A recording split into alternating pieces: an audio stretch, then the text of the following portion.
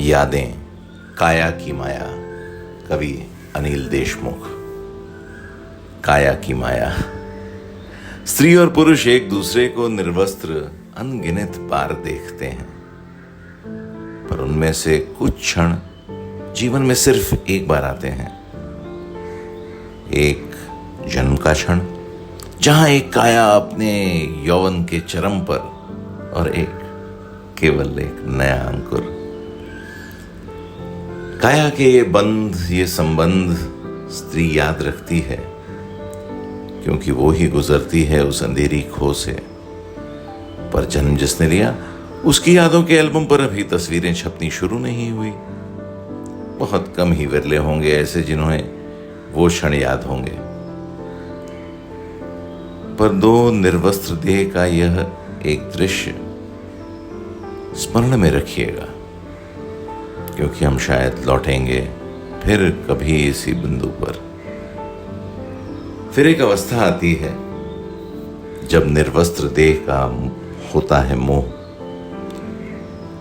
वह पहली बार जब जिसके जीवन में घटा, चाहे एक आधा अधूरा सुख हो, पर यादों के एल्बम पर वह एक तस्वीर है जो मिटाए नहीं मिटती।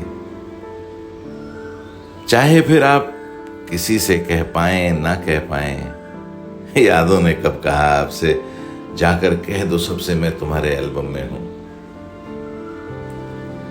वे मिलन के क्षण फिर कई बार आते हैं।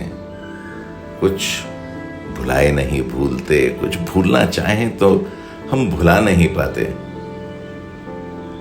काया के पन्नों पर जो छप गया सो छप गया।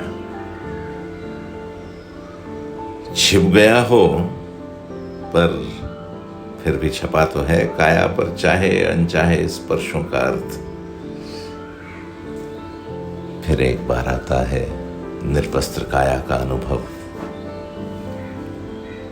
जिसके साथ जीवन बिताया, उसकी काया सामने पड़ी होती है निर्वस्त्र।